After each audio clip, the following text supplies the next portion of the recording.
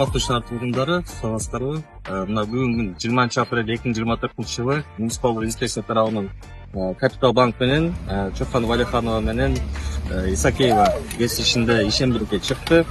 Ишембириктин алкагында ар кандай таштандылар жыйналып, мына бүгүнкү күндө тазаланды бул жерде. Чокан Валиханова көчөсүндө Токойчо 120дай киши чыктык. Капитал банк менен биргеликте муниципалдык инспекция ишембириктин алкагында ушу Токойчодон 15 тоннадай мусор чыкты. Чогултуп таштап кетпестен Зеленхоздун машинасына жүктөп берип атабыз. Шаардыктардын баарын ишембирикке чакырып кетебиз.